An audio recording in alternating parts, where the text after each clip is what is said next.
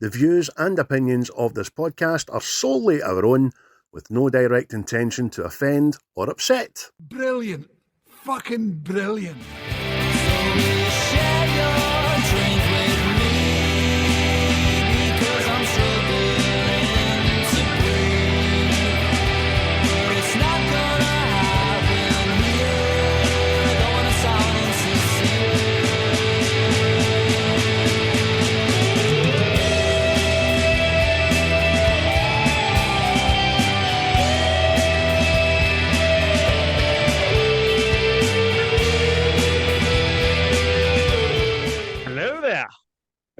What's the script there?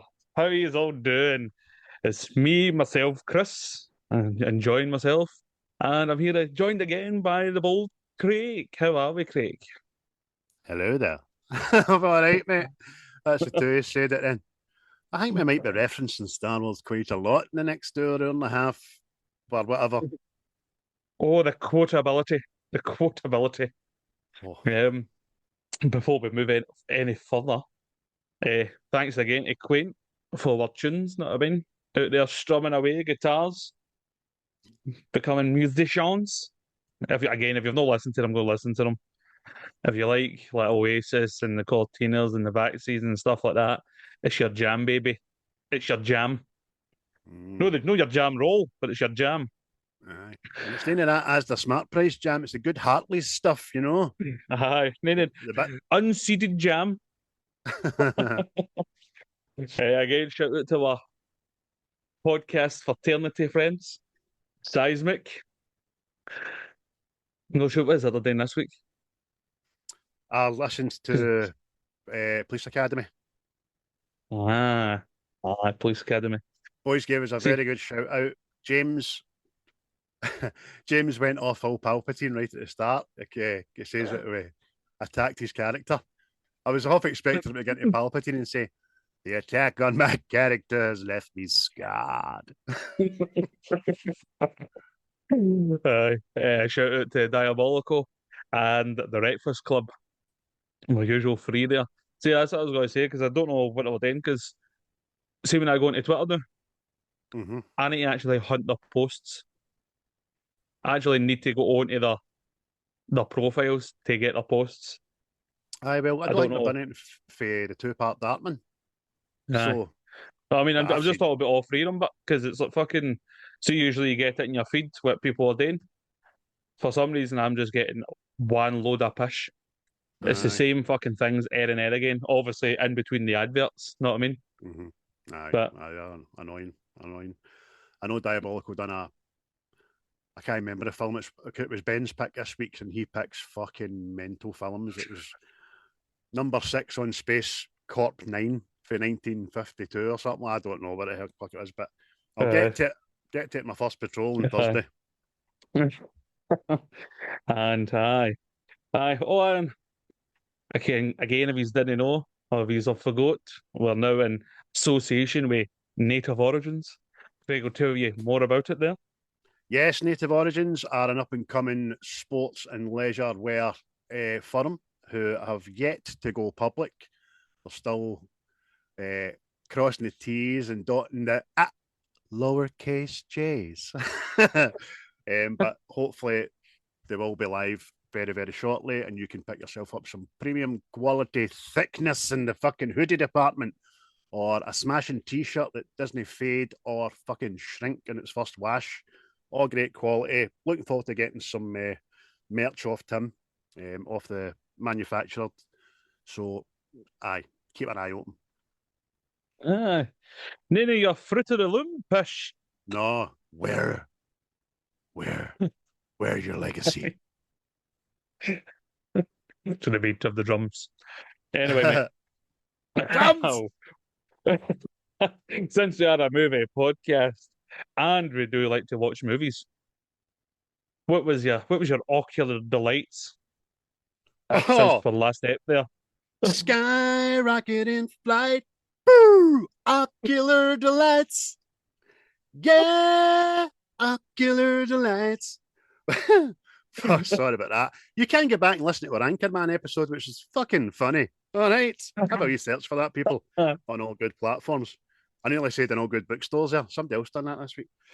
Okay, so I'm still into The Rookie, but I've not watched it in a few days. Grotesquerie. It's good. It's good. Very, very good. Get on that. I watched Gangs of London Series 1, which was pleasant. And film-wise, I finished Pandorum. I liked it. I liked the second half better than the first That's half. real space dementia. None of Oh. that fucking Armageddon pish. Off their fucking nuts, the bastards. That a wee baby monster.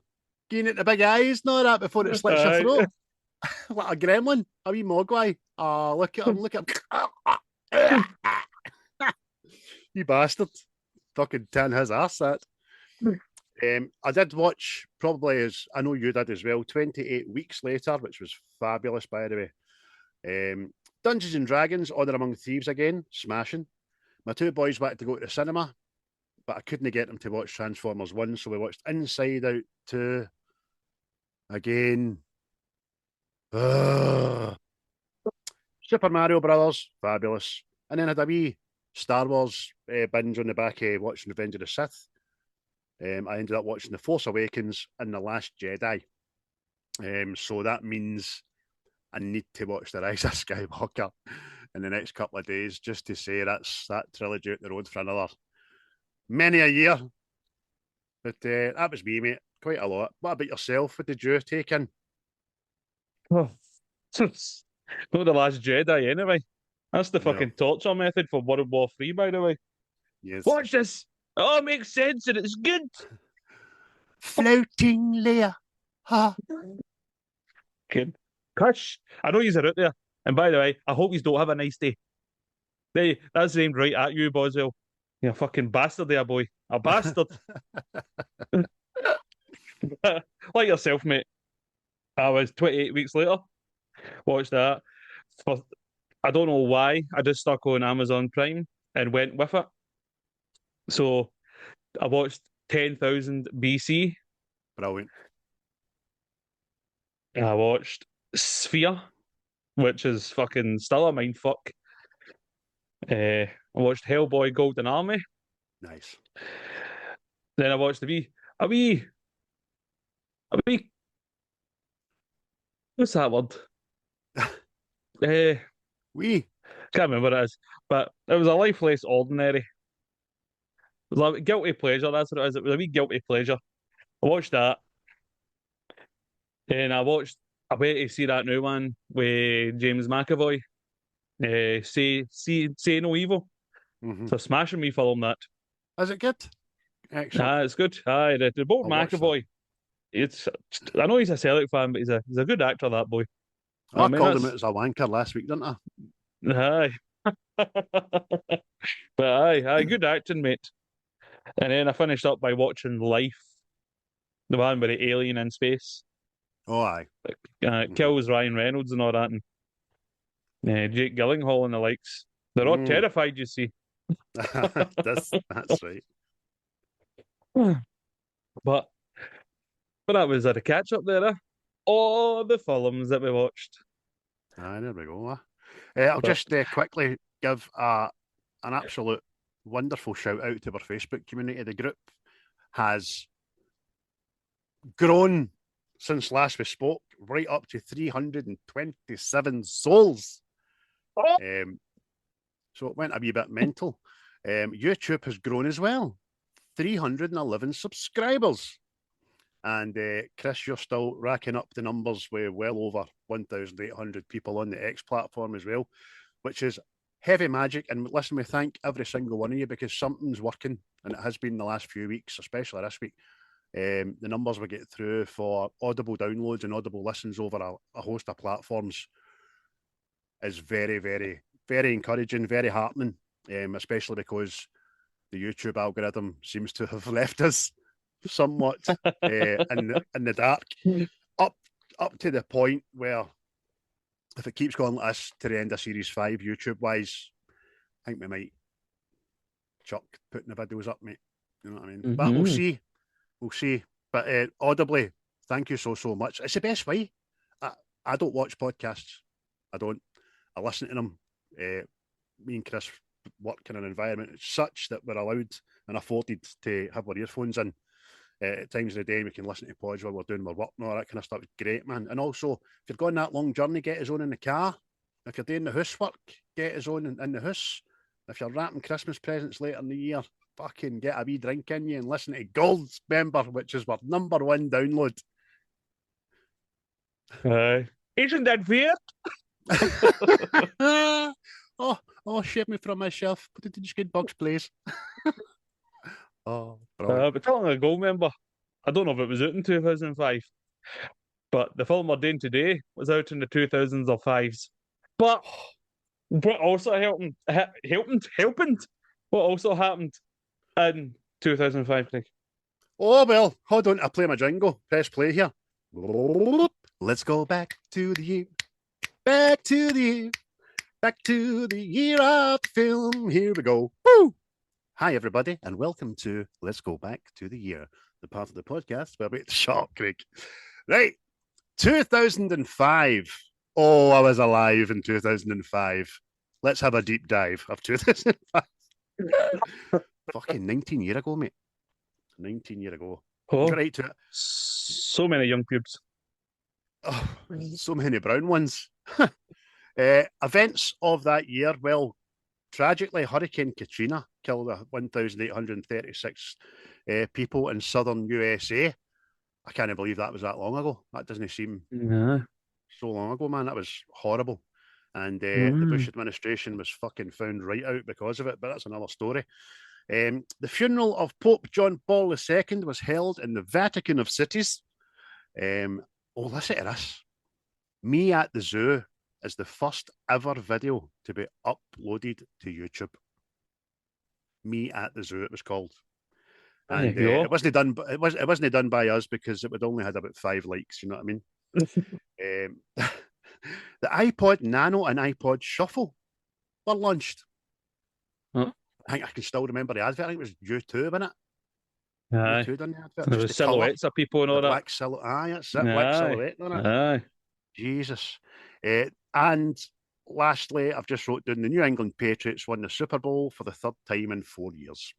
There's a lot more that happened in 2005, but I feel that we've got a couple of films of that year to go, so I've kept it kind of candid. Aye. So if you were going to the movie theatre back in this year, I've wrote down some bangers, mate. You'll love some of these. Number 1, Constantine. Well, Revolver. Oh, it's a smash one, that. Remake of The Fog was released. I was not so happy. No, it was quite happy, but The Ringer. Johnny Knoxville. Fuck, that's not getting made again. I was going to say, I'm sure the remakes, that's never getting remade. That's not even getting fucking played, by the way. I think you need to get that. What the fuck did we get ice cream? If you want to watch that, you'll need to get it on a black market DVD or something. Green Street was also released. Started a good franchise. Everyone after it wasn't so happy, but the original was good. Just mental seeing Frodo want to be a hooligan. I still think that's fucking hilarious. The History of Violence. A History of Violence. Great film. Smashing film. Adam Sandler, of course, was at the peak of his powers around this time, and one of his films was the Longest Yard, which was a remake of the Burt Reynolds one back in the day, which was great. And a wee biopic film was Joaquin Phoenix doing Walk the Line, the Johnny Cash story. No, smashing film, that. Brilliant film, mate. I just think there was another, again, 2 hours that could have been done off the back of that. But hey ho, it's a great film and a great performance. But say you just walked into HMV and you're like, hey, I'm an HMV. I've got some pennies in my pocket and I want to buy myself some tunes, baby. Hit me. CDs. Well, one of the absolute bangers of that year was Gold Digger, Kanye West featuring Jamie Foxx. I don't care if you, I don't really like that kind of music, but that is a belter of a tune. That it's always see in the club where you're shaking your chamois. Aye, out there peacocking, they say. See, when I'm DJing, if there's depending on what kind of event it is, if it's a 30th or a 21st or something, there's some young white house at the event. I put that on and they all think they're They all try to twerk on it in their short skirts. Funny to watch. Really She funny to took watch. my Bad Bee! Oh, I don't even know the words. I just Bad Bunny! Bad Bee! Anyway, moving swiftly on. The Gorillas, they had a lot of tunes out, but Feel Good Incorporated was one of the better ones.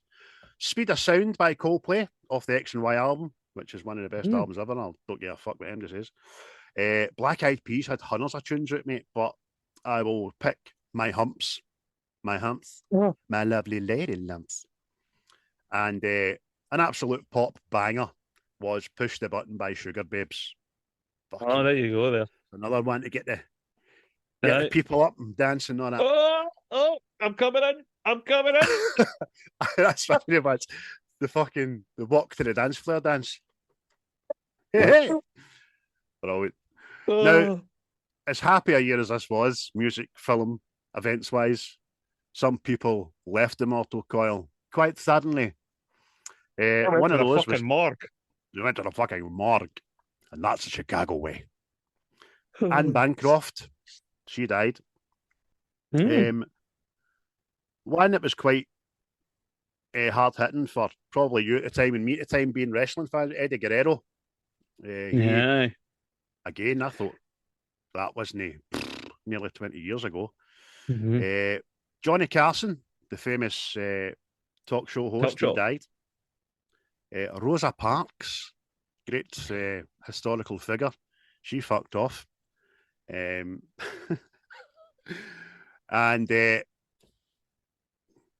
James Doohan, the man who played Scotty in the original Star Trek, who, believe it or no, wasn't he Scottish? he get fucking beamed right up the cunt. Luther Vandross, mate. He died. Yeah. That was a shame. A good chant of that boy. That is a shame.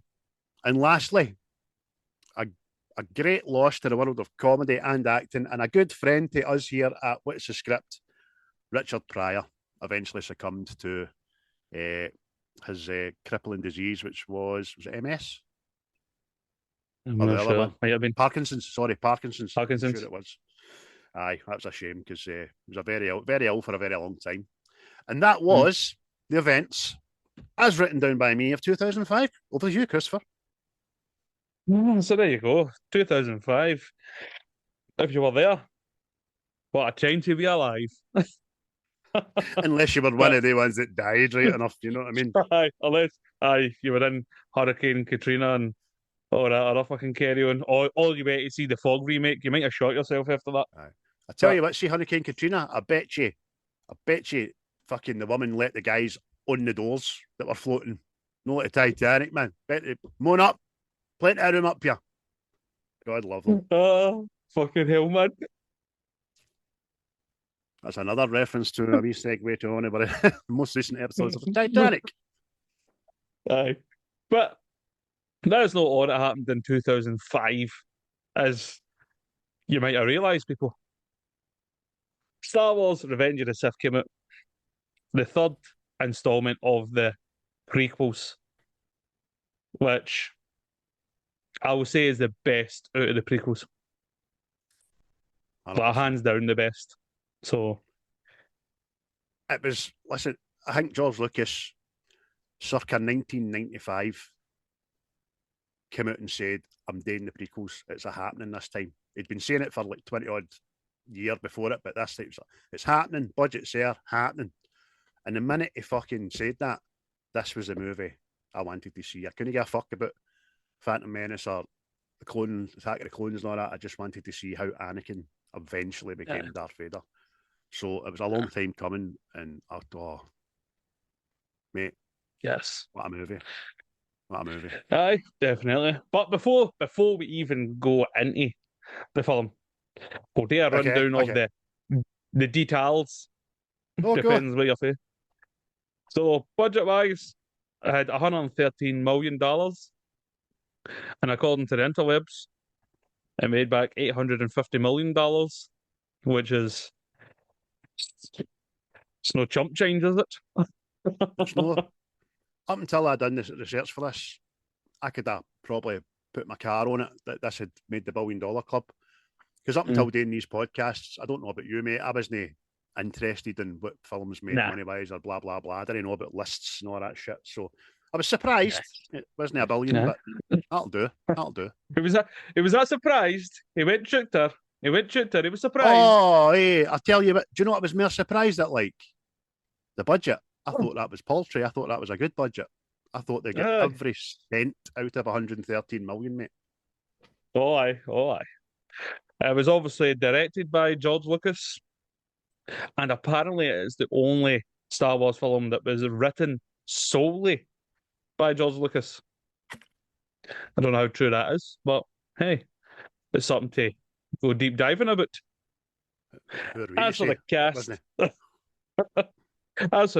the main players, as far as I was concerned, Hayden Christiansen, Ewan McGregor, Natalie Portman, Samuel L. Jackson, Ian McDairmaid, Jimmy Smitz, Frank Oz, Anthony Daniels, Christopher Lee, and Temuera Morrison.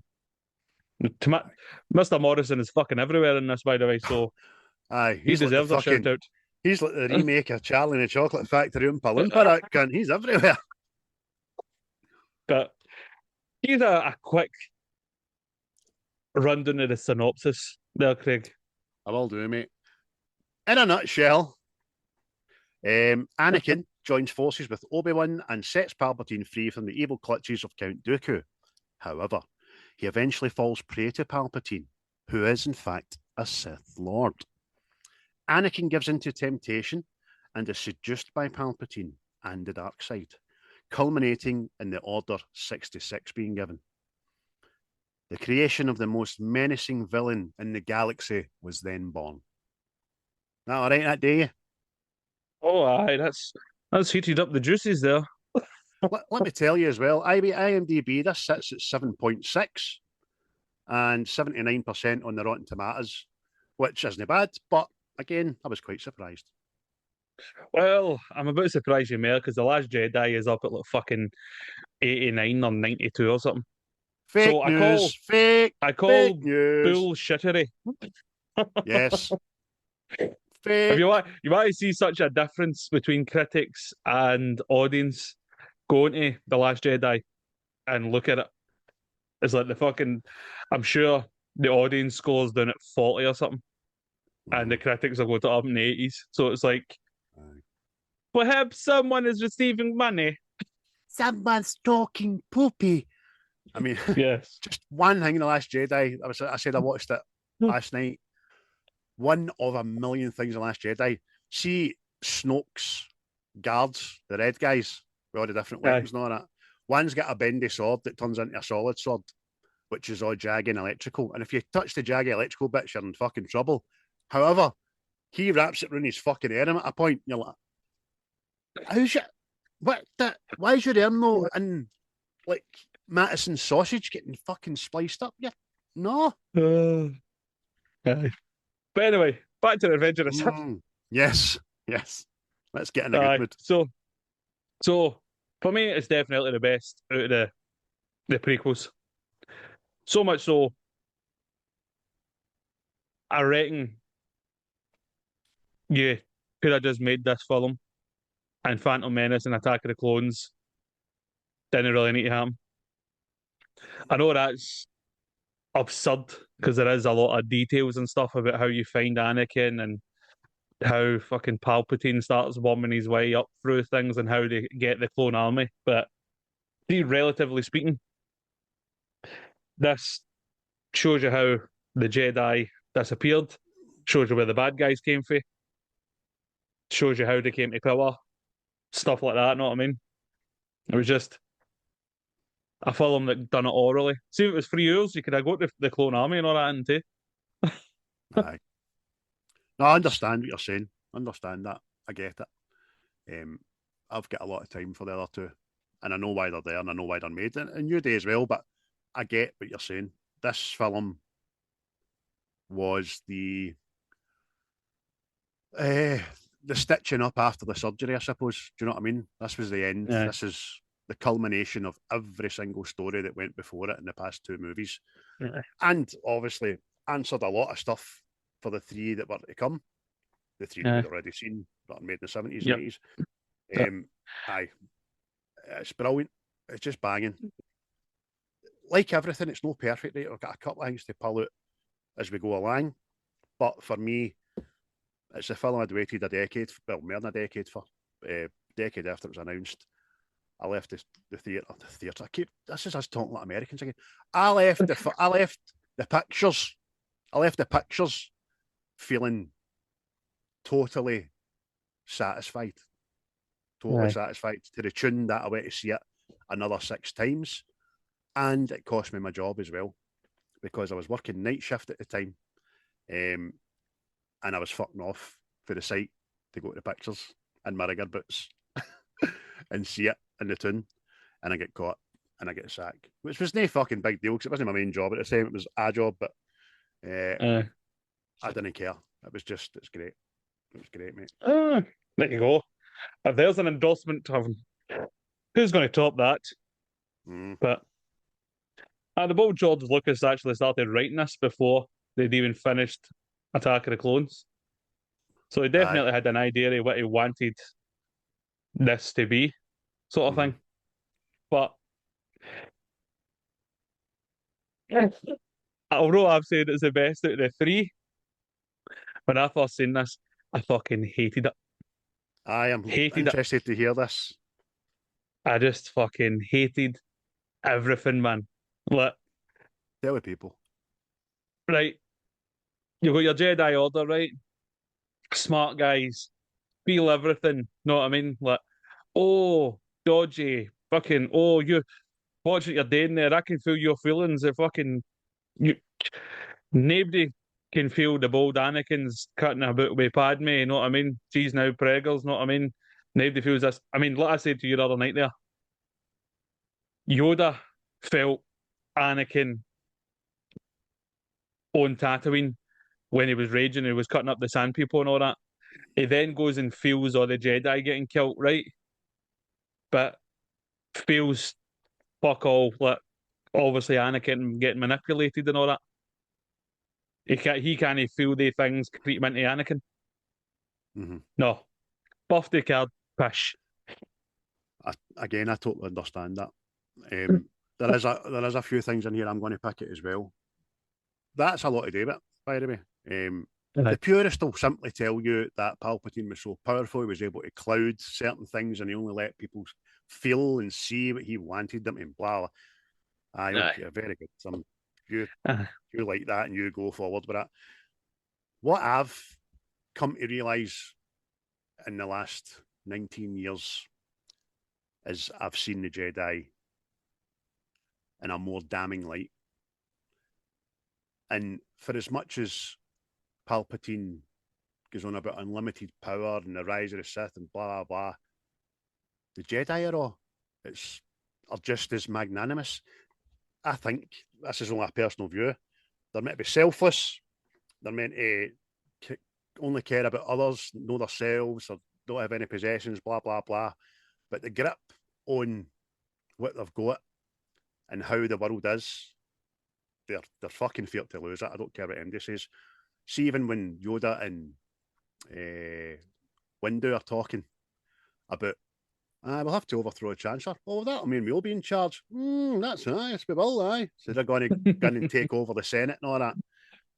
So Palpatine's got some fucking good points, by the way. Do you know what I mean? The dogmatic view of the Jedi.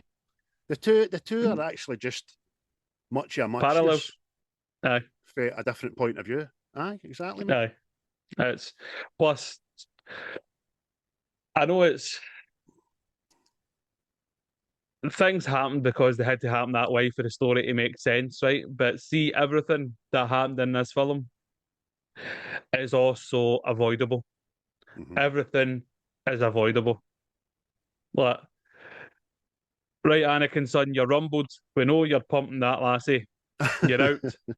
You're out. Go and live a happy life. You're out. Right. Then we'll find out the Chancellor. He's a Sith Lord. All right, we'll go get him. Find out he's the bad guy, and Anakin eventually does what he does. And it's like, Why are you talking to Anakin? Just stab him in the head. That's it, done. And then deal with Anakin later on. Aye. Why do you need to get a big fucking swing? Come on. Aye. And then Look, when he's talking to him at the opera, I know, oh, some people find the dark side unnatural and all that, and you go, hold on a minute, how the fuck do you know about that? That's the sort of thing you would go back and you tell Obi, here, you know, believe what that mad bastard said the other night when I was sitting with him. see, that's probably the more unbelievable thing than the Yoda stuff, because Anakin is meant to be more powerful than Master Yoda.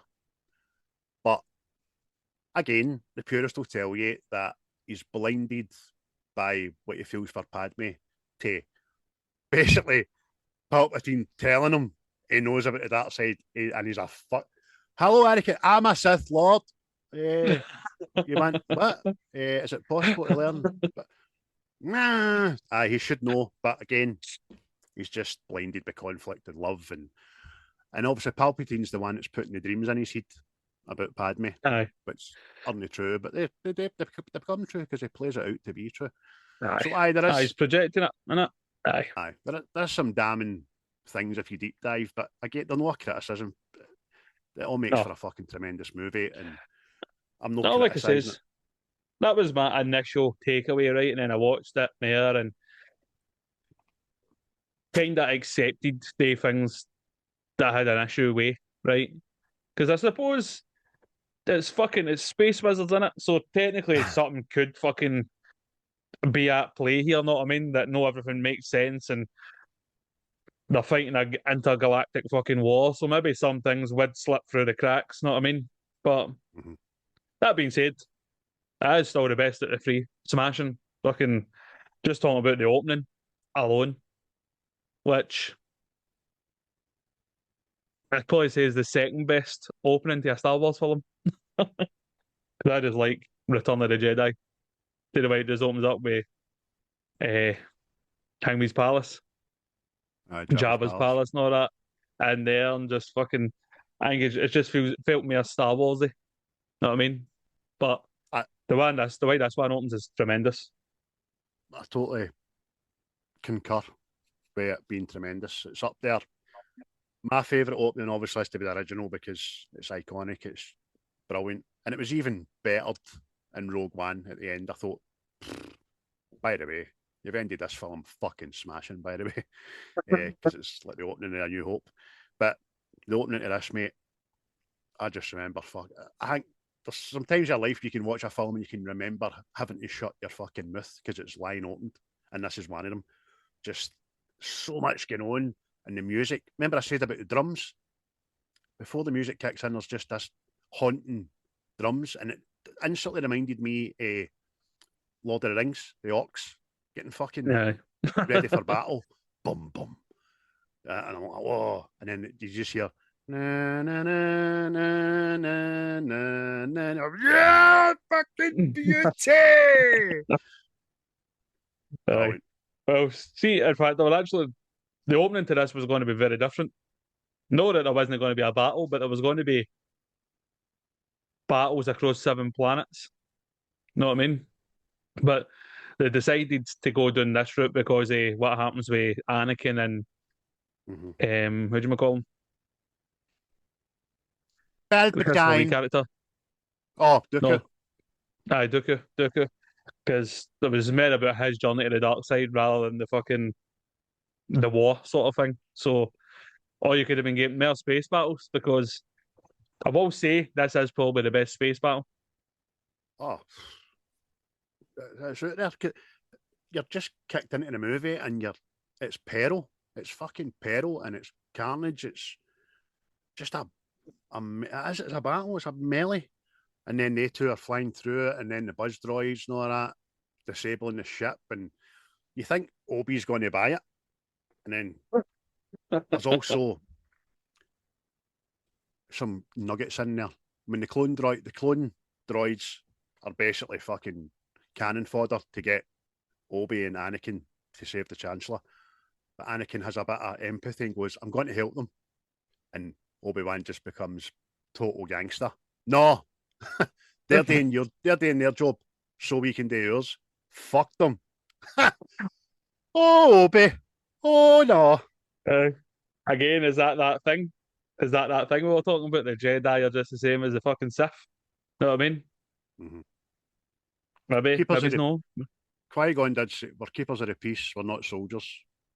And that was what we're supposed to believe. But right, True. But that's the first time you kind of get to see General Grievous, didn't you? And for me, you didn't see enough Grievous. I no, wanted to. I didn't. Well, you got to remember at the fucking age I was anyway. You wanted to see a big robot with fucking four arms swinging lightsabers. Know what I mean? See, you mentioned about Dooku and New Grievous as well. There's a lot of comic stuff about they two, about their Yeah. arcs and all that stuff. Which is, if you can go and get it because it is good. A lot of political stuff in it, which isn't so decent, but a good few battles, and the canon's a bit off kilter as well because this professes that this is the first time Dooku's met Obi and Anakin, which isn't true. Gone by the comics, met before and all that. But I like Grievous. He's when this came out and I went to see it and all that. The DVD came out about Christmas, and I got that, and I got an Xbox, and I never had it fucking and Battlefronts too, and I never had any of them off. And so much so that I watched all 6 hours of the special features on this movie as well. And the Dooku concept art was one of the biggest fucking bugbearers of making this film because George Lucas just couldn't pick out of these hundreds of people that try to project his vision onto paper and all that. And when he eventually did get this one, he's menacing and he's brilliant. The only thing is, I'd have made him I'd have gave him a lung transplant, you know what I mean? Well, funny you should say that. During the making of this, George Lucas actually got like a bad chest infection. So see that coffee here? That's actually George Lucas. They recorded it and pre-mixed it. So every time you hear him going, that's the old George coughing his lungs up. But I'd have thought like Grievous would have been like voiced by somebody famous, I know. And turns out it was just a fucking a sound engineer. Aye. Know what I mean? Aye. It's Done a like, fucking done a rare job, by the way. aye. No, his name was Matt Woods. Jedi's Just you want to know that there. Your lightsabers will make a fine addition to my collection. Brilliant. It just seems awful because I felt you kind of get robbed with that. Because he obviously had some organic fucking matter, know what I mean, as well as a droid. And you were like that. Plus, like you say, the Star Wars comics and all that, there was apparently Grievous and Mace Windu had a fight. And Mace Windu stopped fighting them or something because apparently Grievous learns their fight methods. Aye. And I was like, see, I would have kind of liked to heard that, seen that in the film, know what I mean? And you're going, oh, it's not just another fucking droid sort of thing. Mm-hmm. But hey ho, you get what you get. You do get what you get. He's like brilliant character because he's a leader of the droid army, yes, but he's got humanoid central cortex, and he's got his brain, his eyes, his spine, his heart and lungs, and the rest is just robots. So he's a thinking man's bastard. So he knows how to take orders. That's it. And all that kind of stuff. Aye. That's great. But aye. Well, all the droid army and all that sort of obviously I've seen the end of the war. See just the whole manipulation of Anakin is something else, by the way. It's just because I did always wonder, like, how do you get this guy that was supposed to be the savior and all that, and how did they end up turning when he had like Kenobi and Yoda and all that order, and the fact that this guy just totally mindfucked them. It's fucking... That's it. I suppose if you're trying to defeat anybody or bend somebody to your will, the first thing what's the film? It's Spider-Man, the first Tobey Maguire, and Green Goblin says, "Go for the heart, go for his heart." When he's talking to himself, how do you get somebody? And that's what Palpatine does. He gets Anakin's weakness, which is he cares and he loves. It happened to his mother. Happened through Attack of the Clones actually, and now it's all about Padme, and Aye, that's it. Brilliant. aye. Because it's like obviously, now apparently we're told that Palpatine was projecting the images into his dreams and all that sort of thing. So he's getting fucked about with in both levels. Mm. You know what I mean? But I think it was just, see the way everything worked out. I think it was just brilliant. Aye. Just pure fucking, like, because at first I'm going like that. See, like, the first time I watched this, and all right, I watched it and went, well, Anakin stuck him in. So I wonder what happens here. Know what I mean? And then see just that scene, he's just sitting brooding. And you're like that, oh, don't you do it. Don't you do it. Do you mean when Windu says to him, for your own safety, go back and wait on us when they go to the Aye. he's just sitting and he's just greeting and all that. Aye. That's fucking brilliant. I could have been. There's a lot of films, right? You're pleased for actors and blah blah blah. I couldn't have been more pleased for Hayden Christensen in this movie because he get absolutely pelted for the Attack of the Clones. He's a crap actor and blah blah blah. So much so that he was seriously considering no doing this, which is fucking mental to believe, even though he'd signed up for it, but he was getting that much hate. And all he did was play a character he was asked to play. But in this, maturity and the projection of his feelings, and like you said, mate, you could just show that he was torn in that one scene. Amazing. Aye. And then, well, I mean, because I was totally fucking shocked and all. It's obviously the first time seeing it. Mace Windu's bettered Palpatine, and he's just got to fucking chop him up, know what I mean? As opposed to stab in the face. But I was like, how's this going to happen here? And all that. Then see when Anakin does lop his horn off, you go, oh, you cheeky bastard. Know what I mean? And it's right there. He's all in, know what I mean? All in. And you're like, oh, you dirty bastard. What have I done? No. What have you done, mate? What have you done? Oh, it's Ian McDairmaid, mate. You knew he was always going to have a much huger role in this one out of the three. The first two, he's kind of more in the shadows still and sleek it bastard about it. But in this, his story and transformation and arc is fucking smashing. You could be a pure dick and say that some scenes it oversells it a wee bit, but that's the character.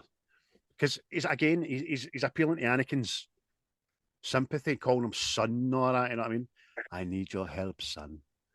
And he obviously knows what Anakin's been asked to do. They've asked you to spy on me, haven't they? I don't know what to say. It's okay. Because you're wise and you're strong and they fear you.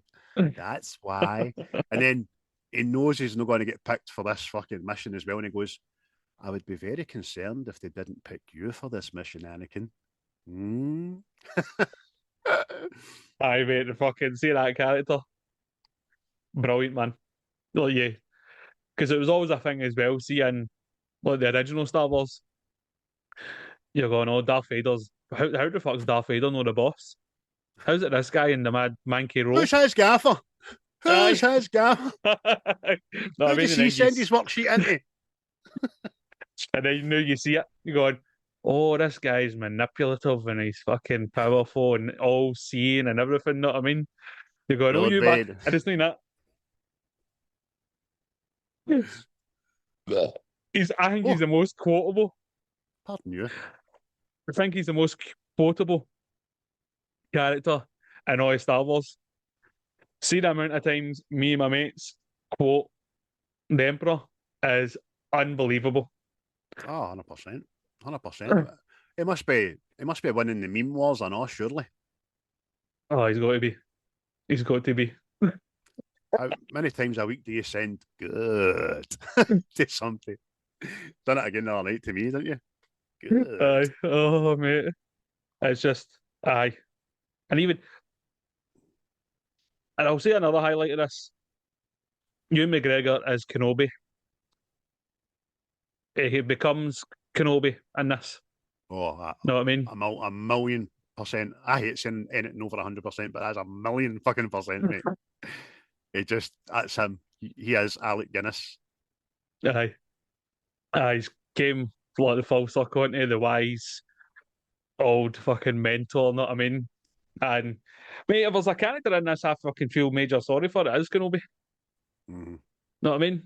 And I'm also like, again, what we're talking about, like how the Jedi aren't supposed to have attachments and aren't supposed to feel and all that stuff. See the way he talks about Anakin. Like, is that Dane the bad thing? Know what I mean? Oh, no, It's exactly, mate. How can you get attached to your Padawan? You try to tell me he never looked to Qui-Gon as like a father figure, I know. They all see Master Yoda as wee granda, wee wise granda and all that. But no, Anakin was such a special case. Plus, he had the added pressure of making Qui-Gon the promise to train him and bring him up. See again, I know I'm going to have kilter right. The Last Jedi. See the one good thing, or one of the few good things in The Last Jedi. Luke explains to Rey about the Jedi Order, because Rey's obviously trying to get Luke to come on back and get the Jedi back. Ha! And Luke says like, look, the Jedi's legacy is one of failure. He says, that's all they've ever known. They let the Empire rise. They didn't see Vader coming. Then now it's the New Order, blah, blah. So it is. So what blinds the Jedi? Can it just be the Sith blinding the Jedi? It must be their own arrogance or their own things like that. You know what I mean? Attachments. Aye. Telling you. But you're right, mate. I do feel sorry for Obi. Aye, because that is one of the things that annoyed me the most. I know it was just the Jedi failed on every fucking level. Failed on every level. We've got the chosen one. We're going to win this. We lost it. You know what I mean? We don't want somebody to get ultimate power. He gets ultimate power. See if Detective Columbo was in the Jedi Order, he'd have fucking fun all this out. He'd have looked within. He'd have looked. Oh, this shit's happening. How's it happening? Start looking in-house, I think. You know what I mean? He'd have been the guy chapping Palpatine's door every 2 seconds. Just one more question, Chancellor. Just one more.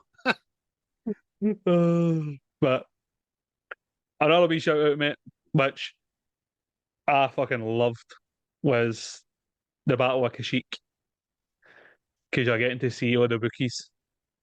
Because another thing that always done my nut in was, why is Chewbacca the only Wookiee? Where's all the other Wookiees? Know what I mean? Aye, that was excellent. If anything, there wasn't enough of it. Do you know what I mean? Maybe that was meant to be part of what you said. The opening was going to be one of the 7 battles that were gone. Aye. But they rewrote it in such a way that the Wookiees weren't even on board yet. Yoda had to go and ask for the help because for some reason the Wookiees were attacked upon. But aye, great battle. The big water machines and all that. And see when the Wookiee just Tarzan's onto one and sticks a thermal detonator on it. Aye. Because again, mate, it also explained to me, I know. See, like I said, that this film sewed up a lot of fucking questions. No, I mean, this answered more questions than fucking most other films. Like, why do you only see one Wookiee in Chewbacca? And it turns out that we're getting fucking wiped out. You know what I mean? Aye. Obviously, once Order 66 comes. Mm-hmm. But they shut all the pets at homes within the galaxy and they couldn't get their kibble and all that. It's fucking shocking. Right, can I tell you a bit of trivia that I never knew? And it blew my mind that it was even a fucking idea. I think it'd have been over the top if it came to fruition. And it was about Han Solo. I think I told you this drunk the other night.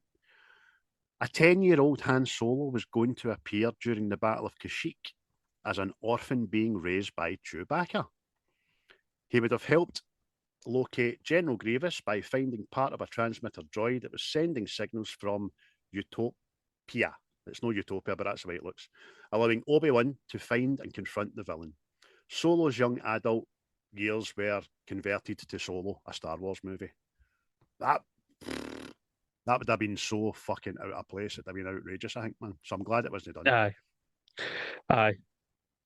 It would have been maybe funny to see him kind of cutting a bit when Yoda and that were all sitting, know what I mean? But aye, to give him his own wee kind of subplot within the plot sort of thing would have been shit.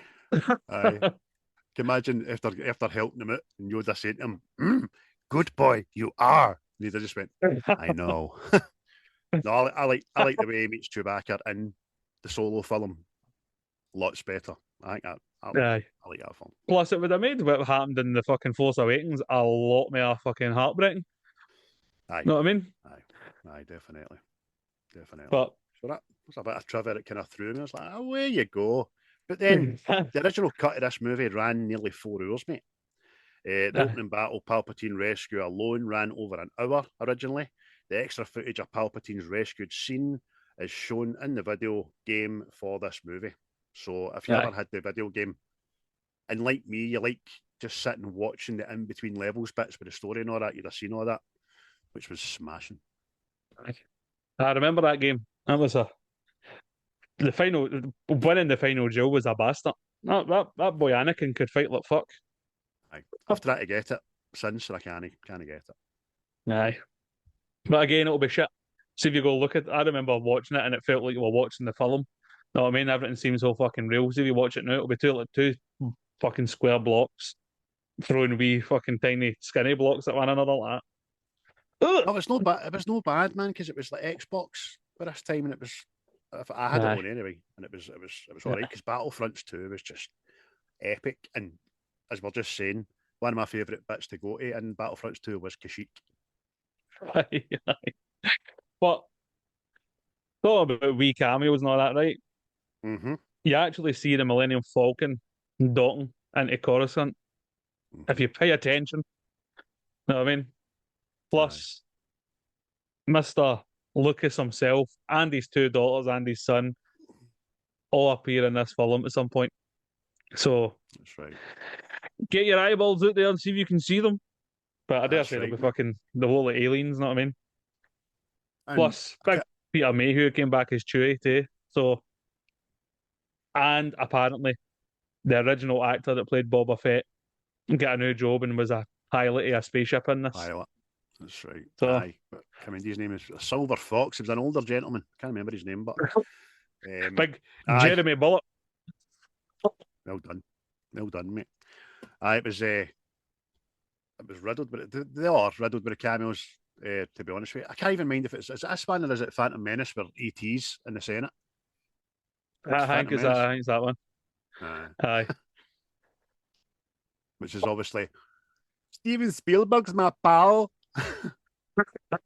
Well, he actually had a part to play in this at all. Actually, I think he helped filming of the duel at the end. There you go.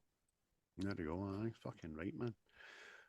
What else can we say trivia-wise? The images of the volcanic eruption on Mustafar is real footage of Mount Etna in Italy, which was erupting at the time of production. Yeah. See, nature getting on the act there. Aye. But, one of my favourite parts, and all right, is Order 66. Because, again, it answered a question that had annoyed me for years after watching the Star Wars, right? Where did all the Jedi go? How did these great people, this great order, these guys with these powers, how did they all disappear? And then you see it in Order 66. Know what I mean? Aye. I mean, you'll need to watch the Clone Wars series to understand where Order 66 came from, because while that answered the question, what happened to the Jedi, the Order 66 thing used to annoy me. Like, nobody seen their orders and went, the fuck's that one? I know. What I mean? See, for the Clone Wars animated series, I know, if you want to tie it in with the movies and the story and the lore and the canon and all that, I would suggest you watch the first 5 episodes of Series 1 and the last 5 episodes of the last series of that, because the middle stuff's just no use at all. But it's explained very well in the animated series, man. And spoiler alert, they're just the clone droids are fucking programmed with it in their psyche. They can't no follow that Aye. fucking order. You know what I mean? That's basically. Aye. Do you know Chancellor Palpatine, right? See his strategy for maintaining power, it's known to political scientists and it's called perpetual war. He comes to power through conflict with the Trade Federation, gains greater privileges through the Clone Wars, and solidifies his position through the War on the Jedi. So he's a political, tactical fucking genius. And he's got a wee bit of dark side powers and all that, and it always helps. Aye, he's a smart cookie. And he pulls the ball there all over eyes there. I mean, I've already said not just the manipulation of Anakin, but see just the manipulation of the whole fucking galaxy. Know what I mean? He's got a room of people in there voting for a dictatorship. Of course. And not only that, but one of the best lines in the fucking film, one of my best lines is Padme. After Windu's been fucking chopped up, his face is all disformed. There's been an overthrow of the Jedi Temple. He goes into the Senate and has them fucking clapping to Padme saying, "So this is how liberty dies," to thunderous applause. No. And as she's saying that, Palpatine's just get the horns up and he's getting the power, man. You're like, fuck. Yeah. Well, talking about favourite lines, because this could be a lengthy segment. Hit me with some of your best, mate. Hit me with Voices your if best you can. shot. Fire away. There's the ones everybody knows, right? And I'll try and get away from him for now, because we're going to do them. But there's another one. There's other ones as well. It's littered. Obi-Wan Kenobi just saying, "Always on the move." They're in peril. They're fucking trying to get the Chancellor, and Anakin just goes up to the lift shafts, and it's just a wee comedic reference as if, see that boy? Never sits that fucking Anthony's pants, that boy. It's brilliant. Just always on the move. And then another wee one-liner for Palpatine. It's treason then. Wait. See later. See my mate Boswell. I swear he's going to see the treason man on a daily basis. Like fucking anything. Like, do you want to go out for a pint? No. It's treason then. Down with that sort of thing. I don't agree with that. It's treason then. Brilliant. I like him for that. I'll do one more line, mate. A more obscure one. Very famous. But this line comes from Sars Bondim. Do you know who that is? The actor or just the character? That's his Padawan Sars Bondim. He says, "Master Skywalker, there are too many of them. What are we going to do?" You're going to get chopped up, me, man, is what you're going to do. You're going to lie down there and stop breathing for me, if that's okay. I don't like your English accent. There you are. That's it. That's it. And that's the first time I've ever knew his name. I know. I thought you were going to say that. I thought it was the big guy. See how it tells Obi-Wan Kenobi. There's battle droids here. Thousands of them. Oh. Know what I mean? Mad Max guy. That's what I was like. Is that his fucking name? But well, mate. Favourite lines for me, mate. They're just fucking they're as all the famous ones, mate. Use a voice. Use a voice. Palpatine when he answers Anakin. Is it possible to learn his power? Well, he just goes, "Not from a Jedi." Oh, and we both fucking use that quite a lot, man. Almost Kenobi. I have the high ground. Don't try it. And I shout that at the dunk nearly every fucking day. Fucking dunk goes to grab its toy like, don't try it. Obviously, I saw him killing younglings, know what I mean? But it's just the fucking.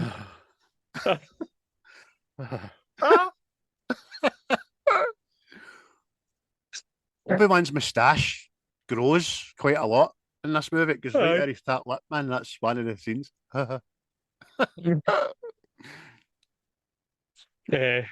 Again, for some reason, me and my mates, when we're talking about something and something's bad and something has to be done about it, every time we usually go, execute order 66. Well, I phoned the troops. Yes, execute order 66. Brilliant, mate. Yeah. Plus, one I used after a belter of a night on it, right? To the point where I woke up the next morning. Well, I say next morning, it would have been afternoon, about 3 o'clock or something. And in the group chat, cunts like, oh, I wonder, oh, he'll be off today, blah, blah, blah, blah. And I just answered, the attempt on my life has left me scarred and deformed. But I can assure you, my resolve has never been stronger. Fucking love it. Uh-oh. Another couple for myself, mate. Let's just keep this going for about 5 hours. Palpatine again. Palpatine again. What do you like, mate? He's all magnanimous and shouting. Henceforth, you shall be known as Darth Vader. He's all growling and shouting, and he just says, Vader. Oh. Excellent. And another one, pulled out the fucking shuck of my arse here, is Obi-Wan again. Chancellor Palpatine. Sith Lords are our speciality. They weren't on Geonosis, mate. Dooku kicked your ass. Oh, mate, there's just so many, man. Like, again, I don't know why we say it, but you go that. The Jedi are taking over. Why you saying it like that? Oh, Aye. fucking. Never know it. Fucking Organa turns up at the Jedi Temple. It's time for you to leave, sir. And so it is. Then that wee boy, the wee Padawan comes out with the heaviest lightsaber you've ever seen in your life, man. Aye. Oh. No! But it's littered, mate. It's fucking littered. Yoda saying to Palpatine, if so powerful you are, why leave? You know what I mean? Aye. Mate, I said one to my brother last night. He went to the shop for us, right? And he came up and he didn't have what I wanted, right? The shop didn't have it, right? So he's like to me, they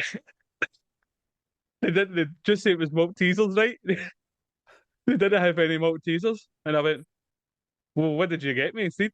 And he went, nothing. And I went, only a Sith deals in absolutes.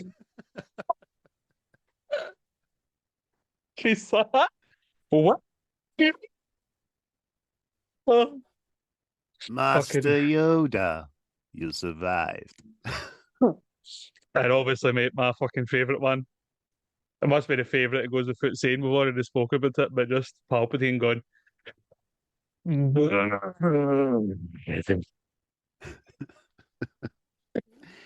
it. Oh, a creepy uncle. Kill him. Kill him now. Just magnanimous. He's laughed at the battle and then kill him now. See Dooku's face. What? Hold on a minute. I mean? Oh, mate, it's just it's going to be the most quotable Star Wars. Right? I mean, because you can see the original films, you know, like that. I say it's usually Han Solo, not me, or it's Darth Vader, but this it's just a Kenobi Palpatine fucking rap battle, mate. Swear, man. So you just said original there, and it's put fledgling Mark Hamill actor into my head. You know my father? I said leave it. But I was just going to Natasha to pick up some parakeet burgers. Oh dear. Oh, bye. So many quotes, man. So many. We're probably no finished before the end of this podcast. We'll hint me another couple of dookies, man. But it was, Aye. Oh, again, I know we've touched on some things, but he's one of your favourite scenes. well, my favourite, without shadow of a doubt, is the final lightsaber duel. It is fucking phenomenal. Just this culmination. I would just not just the three films, but I'd say it was the fucking even A New Hope and all that shit all come into it because you're like, it's all there. Know what I mean? This is the battle of good and evil and all that, and then I'm sure this is no, it's no. I was going to say this is where you get Duel of Fates, but that was the Darth Maul fight, wasn't it? But everything, mate, just everything. It's all been building up to this point, and it's just fucking the payoff is tremendous. Know what I mean?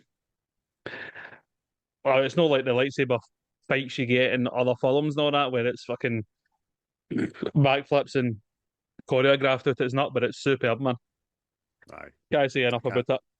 And it's not just the lightsaber stuff itself, it's using the force wielding and stuff, and just the environment becomes weapons and fucking that. It's amazing, man. Aye, it's fabulous. Absolutely fabulous. And it goes on. It goes on Aye. and on for a good bit, and it cuts off to other things that are happening at the same time. And the backdrop of Mustafa is amazing with the lava and stuff. And the very fact that during their fight, they knock off the force fields of all the equipment, so everything's getting pelted with lava and melting and the big siren, man. Aye, Brilliant, man. mate, it's what I say is, mate, it's a big culmination of fucking events that's all came to this moment, and it's superb, man. Because you always did wonder, like, Darth Vader was Darth Vader always the way he was? Know what I mean? How did he nail legs and the arms? This fight he had with Obi-Wan and all that you didn't know about, and now you got to see it. Know what I mean? You were like, oh fuck, smashing. Aye, exactly. It's I don't see lost for words try to talk about it. It's amazing. Like you say, some of the lightsaber play, it's as fast can be. They're used to the force that they blow each other apart, and the close knit stuff as much as the far away stuff. And again, I watched the special bonus features on the DVD, and see the costume design in this as well.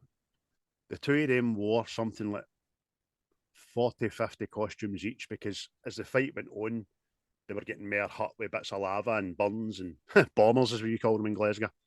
And they were getting dirtier, and their hair was getting matted, and it must have took, I can't remember, but it must have took a long time to film, man. Culminating forever in that final standoff. Do you know what I mean? And there's great dialogue there again, like what is it, fucking Obi-Wan? You were the chosen one. It was said you would destroy the Sith, not join them, bring balance to the Force, not leave it in darkness. And it's then and all that fucking Anakin, he's just consumed with his own self, you know what I mean? And he's warned, I've got the high ground, don't try it. You underestimate my powers. He's so drunk with power, he thinks it doesn't matter if you've got the high ground, you keep at the top of the flats for all I fucking care, and I'd still do again. Aye, it's all but so aye. It's everything, mate, because it puts everything in a wee bowl, so to speak. You know what I mean? Mm-hmm. The Jedi are no more fucking how you go this hatred between Kenobi and Darth Vader. Know what I mean? And I mean, I mean, if you go back and look at A New Hope, the way Kenobi was mentioning what happened to Anakin, know what I mean? It's a bit. I think you've fucking left a few things out there, pal. But I will let you away with it. Aye. As he says in Return of the Jedi, when he speaks to Obi-Wan's Force Ghost, what I told you was true from a certain point of view.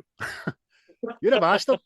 You're a bastard for doing that to me. I told me the absolute truth, but you're a bastard. One of my favourite scenes, I'll go back to Order 66 again. The music and all that, and the settings, and the way the Jedi are basically assassinated is fucking... I just can't get the vision. The clone troopers' feet planting themselves in the ground before they take fire on Coneheed guy, can't remember his name. And then the lassie Jedi on the flower planet, she's not only shot, she's as fucking the Godfather, man. She's sunnied. Aye. You know what I mean? Aye. A million laser blasts. And then obviously there's the one in the speeder and the other one on the speed bikes and all that. And it's just haunting music because it's something you've never seen in Star Wars before. It's just brutal assassination, death. And I remember just being, to coin a phrase, I'm shocked. Aye. You were gutted. Know what I mean? Aye. Because you knew it had to come, the Jedi Order had to fall somehow to get like a new hope. Know what I mean? And that's what I thought was brilliant about it. See, just this fucking intelligent thing, just that these clones were programmed to do this one day when the time was right, sort of thing. Well, there's Know a what I mean? perfect example. Cody just gives Obi-Wan his lightsaber. Oh, sir, you're going to be needing this. Thank you, Cody. In the space of 10 seconds, he's turned a fucking gun on him and tried to kill him. Because, what was it called? It was like a sleeper cell in it. You get the phone call to say the words, a raven has flown, but not for the first time. Bing! I guess it's just fortunate that there wasn't 66 clones went into a McDonald's one day and the lassie behind the counter went, Order 66! Order 66! Yes, sir. Right away, sir. Kill. It will be done, my lord. He could have went a wee bit more full New Zealand. Yes, sir. Right away, sir. Bloody fucking. That'll do, mate. I'll do that right now. Oi, Kenobi. You're going to be needing this, you fucking drongo. It's your light sword. Yeah, your lights. That torch thing. Amazing. But other favourite scenes I've mentioned, but I'll mention the Darth Vader. Just seeing Anakin become Darth Vader in the suit and all that. Although I think it's a bit short, bit daft, you're finally seeing the big bad guy. You know what I mean? Mm-hmm. What it all was. Aye. As opposed to just see him in a thing. Well, to that point, you'd only seen Anakin under the mask at the end of Return of the Jedi, you know what I mean? So it was like, oh. Mm-hmm. Aye, you do. I mean, for as shite as some of the Star Wars series have been on Disney of late, there was some cracking visuals, especially Anakin in the Bantha tank and all that, and when he gets his mask chopped off and he's fighting Obi-Wan and all that, that was fucking loved that. I loved that. But in this, that whole Vader stuff is what you're being built up for. You want to see it. I think personally, I'd have liked to have seen a wee bit more, a wee bit longer. I'd have liked to have seen him lying there with no limbs before he gets the legs put on, before he gets other bits of the suit put on and all that. You're basically seeing him with the stuff already attached. He's just getting the mask coming down, which was great, brilliant. And then the second best noise in Star Wars is his mask engaging. The first best noise is the seismic charges in Attack of the Clones.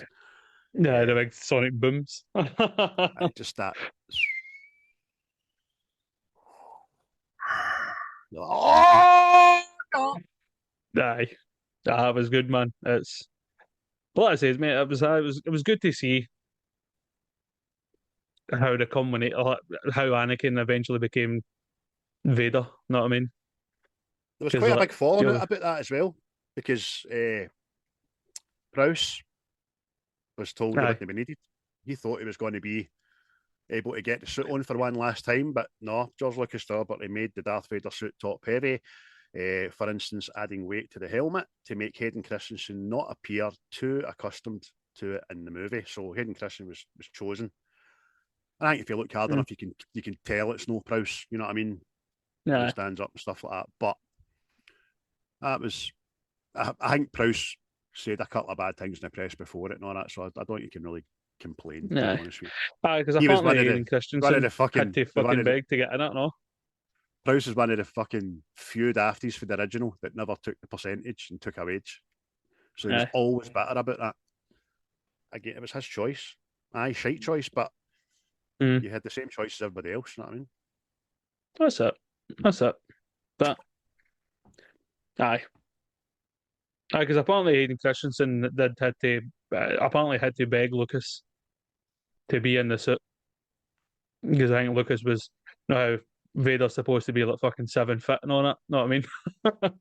So, because I think Hayden Christensen actually had to use like CE lifts to make himself appear taller and all that. So, but see, the only thing that puts me off of that scene I know is when they put in the old Darth Vader voice clip of him saying no. I thought that was shit. Aye. It didn't have to be a word. It should have just been an ah. You know what I mean? Because it's it just seemed a bit.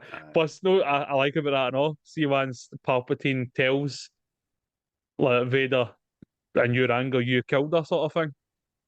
And he sees him fucking crushing all the equipment around about him and all that. He's just got this wee smile, like, ha ha ha, gotcha.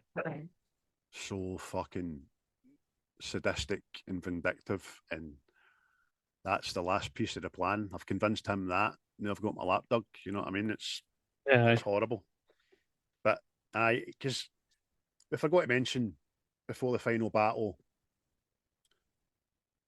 the dialogue between Anakin, Obi, and Padme. Do you know what I mean? When Anakin's, he is eventually tripping on power. My new galaxy, my new republic, and all that stuff. And he chokes out Padme, the pregnant fucking mother of his unborn children, and all that. So I can imagine it would be more believable when he became Darth Vader to say, it seems in your anger you killed her. I done fucking what? I'm sure I didn't. Aye. And it's just like it's like the transformation's complete, innit? I mean, it wasn't just enough that you're on my side and we're taking it and all that. Now you need this pain for the rest of your days that you killed the woman you love, sort of thing.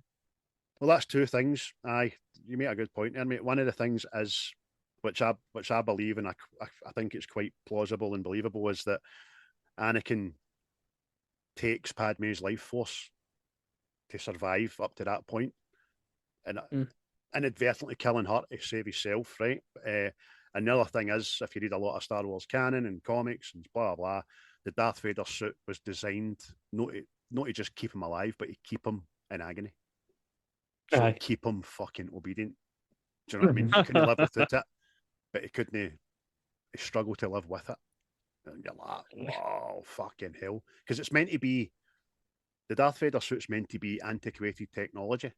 It's not meant to be the most up-to-date thing that Palpatine could have gave him. At that time, it's meant to be an old draconian, fucking torture chamber. To keep him angry, keep him hateful, keep him in the dark. It's more layers to an already brilliant character, innit? It's fucking, again, it's probably the one of the best written or the Star Wars films. You know what I mean? Just for the whole fucking the dark side, manipulation, how evil it can be, and all that sort of stuff. You know what I mean? That's how it's fucking like that. That's what we've not done enough of it. Aye, that's how that. See that fucking that.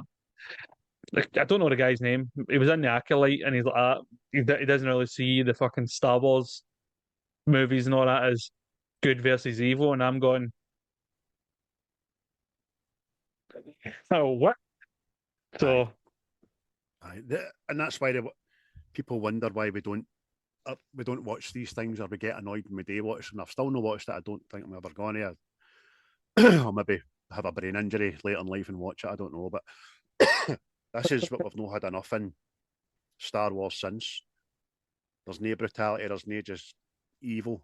Do you know what I mean? It's there. It's lingering in the background, but we don't get to see it as much as we see it in this film. It's why I like Andor, because it was a raw, fucking stripped back spy thriller where people died. You know what I mean? Aye. Aye. Aye, a bit more gritty and dark, you know what I mean? Instead of, I know these were originally created like the family-friendly space film and all that, but Well, there is look at A a New Hope, sight mate. to See, see. one of the most haunting things in my fucking childhood memory. It's Owen and Veru's corpses lying cooking in the fucking desert. That's fucking haunted me as a youngling. Throw another shrimp on the barbie. There you go, mate. I remember seeing that and going, fuck's sake. I will set them alight and we'll drag them upstairs and leave them out for look to see. If they follow them, then they'll follow me back home. Aye, it's definitely up there, mate. For me, it's my third favourite Star Wars film. I mean, Ooh. which Empire and Return of the Jedi are ahead of it for me. But and then Again, Rogue another One's favourite. behind us. Again, our favourite scene. Aye, why run, mate? Anakin arriving on Mustafar and killing the separatists. I thought that was great. As I says to you via the way of text message the other night, the thing about him killing the separatists is we were choking for this cunt to get chopped up since the Phantom Menace. What is it you called them? Chinese fish aliens or something? They fish bastards. The fish bastards. Oh, there it is. Henceforth you shall be known as Darth Vader. For all you people that are listening audibly, you will need to go to our YouTube and see Chris with his movie quality Darth Vader helmet on, and here's me with my out of sync fucking stormtrooper mask that's fucking in the prequels. I'll tell you what, Darth Vader is the best fucking swordsman about because there's no way I'd be able to see a fucking thing. He uses the Force, doesn't he? Yes. From a certain point Yes, of view. you do. Oh, mate, But you even aye. sound a wee bit James Earl Jones in there. He's a line. Superb, mate. I like that. I like that a lot. Oh. Anakin! Ha ha! You're back! Hey, it's me. You did not make me Obi-Wan. I was going to put that on when we were talking about the Darth Vader bit there, but I was like, You get far too excited there, so you did. Aye. Very quickly, mate. Obi-Wan Grievous fight. One of the funniest things in this whole film is Obi-Wan trying to sweep the leg. I could feel my shin snapping in two when he done that. There you go, mate. It's not even.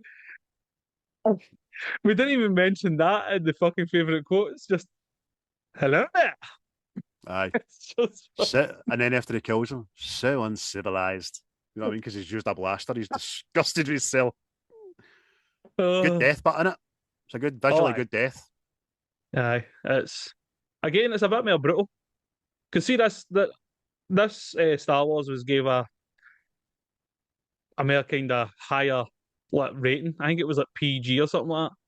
Because the way Anakin gets melted and all that. And so it's like injury detail, all that fucking carry on, know what I mean?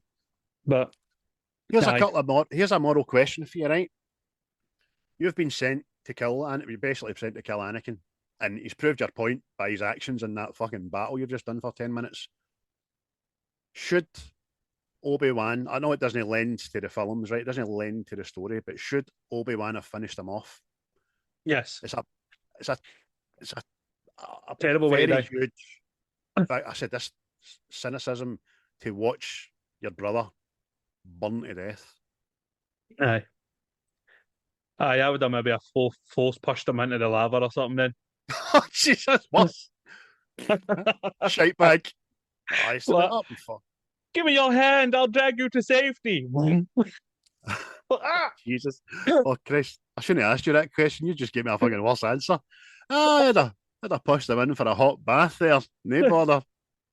No, I'd have barbecued. I'd have skewered him with his lightsaber. just to. But sadistic again. It doesn't lend to the story, obviously, because they wouldn't have been alive. But there's a couple of shocking bits in this that you don't expect. Or you wanted, and then when it happened, you were still, fuck, Order 66. Well, I Anakin. didn't want to see that. Aye. And then again, the Grievous thing. Obi-Wan just opens his chest plate ever so slightly before he gets the opportunity to shoot him. And this is all after Grievous has came at him with helicopter fucking lightsabers and 4 arms, you know what I mean? That's it, mate. Definitely. But if anything else you want to mention about it? Because I think I've covered most of the stuff. Aye. Without getting too much into depth, I think Palpatine and Yoda's fight is good, really good. Because Palpatine's went full fucking can't stop laughing Joker-esque. Just all the time. It's brilliant. And then they're firing the Senate booths at each other, and it's great. But Yoda does heavy shite himself very quickly. Into exile, I must go. What? Is that right? Aye. Hey, bother, mate. And then obviously the Obi and Yoda and the Jedi Council finding the recordings and making the message safe. And then the birth of the twins, mate. Ooh, I know that creepy bastard robot. You know what I mean? My hun's a baby scoop. Hope you watch that. It's what it says, mate. It ties up everything in a nice wee bow. You know what I mean? You see how all the characters that we all thought were brilliant, how they all came to be, and it's like fucking like. Obviously, you find out Leia, Luke, going to different locations, why they're split up and stuff. It kind of explains why C-3PO can't remember a thing, know what I mean? But kinda. That fucking does explain it, but it doesn't explain why R2 doesn't. You know what I mean? I've proved that point. Doesn't matter. If you know, you know. You know what I mean? R2 and Obi don't seem to remember owning a droid. What? That's only 20 odd years ago, mate. And it was fucking at your hip. It was in your spaceship and all that. Fuck's sake. Anyway, mate. Brilliant. I'm getting it a fucking 10 out of 10 for me. I'll get a 9, mate. A 9. Purely because I think Empire Strikes Back is the best Star Wars. And it has to have a mark to go above it. Know what I mean? Oh, it's the best of the original 3 for me, aye. This is another film where the bad guys win. Much like Empire Strikes Back. So, hence the name. Revenge of the Sith. Empire Strikes Back. Aye. And there is fucking room and scope for the bad guy to win. Because evidently and eventually, these 2 victories lead to their demise, you know what I mean, in the future, down the line. They've got to win at some point. I'm going to watch it again today, man. It's fucking smashing. I probably end up going on a binge. I held myself back the other night there, but... The only bits I don't like in this film are the wee kind of dafty things we've mentioned. And again, the Padme and Anakin dialogue, I get bored with that a wee bit, but it's night and day compared to Attack of the Clones. It's just some of Padme's dialogues is shite. I want to raise her baby back in Naboo. I know the perfect spot down by the lake. There you are. That's great. Down by the lake. Your planet's a fucking lake. The gardens. Your planet's the gardens. And you made a good point. You made a good point to me yesterday, mate. I says to you that I was being facetious. Why does Organa no take the Tubanes? Prick. He's a millionaire. He's got a planet. He's in charge of a planet. No, you take the 2 of them. And you said maybe the 2 of them together poses a greater threat with regards to the Force and stuff like that. I thought. I didn't like your answer, but I'm going to take it. I'll take that. No, I will send him away to the sandy fucking desert where it's all bastards and slaves. Aye, that's it. That's what it is. I don't think. Well, I don't. that's the story at the beginning of time. Fucking lassies get all the nice things. I mean, even with fucking boys these days. Like, oh, then I'll get my lassie a nice dress and fucking all that pretty stuff and all that. There's a boy, you fucking simpleton. Away, kick that. When play with the buses, yeah, fucking rat bastard that you are. But we're in danger of getting on for another hour, mate. So I think we'll curb it there. We've gave it the marks. All in all, ladies and gentlemen, we hope you've seen this. And we hope that if you've not, that you choose to watch it. And if you've not seen the franchise in its entirety, do yourself a favour. There's people that I know I thought would never watch Star Wars and they have, and they've said, do you know what? I get it. Do you know what I mean? Aye. But this film is magical. Aye. Magical. Oh, definitely, man. It's got action, it's got love, it's got tears, it's got heroes, it's got villains, it's got everything. Know what I mean? And Anakin, the bad guys might, win quite a lot. Anakin might have been burned, but my heart was roasted on a few occasions. I'll tell you that. So, people, what we want from you is some feedback on the movie. Have you seen it? Have you not seen it? What do you think it? Where does it stand in the Star Wars world for you? Is it not your cup of tea? It's plain and simple. Maybe you don't like it. Let us know on all the platforms that we enjoy frequenting, which will be X, Instagram, Facebook, and all the good places. Tune into the TikTok. Fucking subscribe, please. And same with YouTube and Facebook as well. But thanks so much for listening. If you enjoyed it, please consider sending it to someone you might like it or might fucking hate it. Word of mouth is how we grow, and your support means the world to both Christopher and myself. Indeed. But now, Wait on it. it is time for movie bingo. Movie bingo. Movie bingo. Movie bingo. Yeah. Okay, get your list out, pal. It is out. Oh, no, your list, mate. Get that back in. Get that thing in.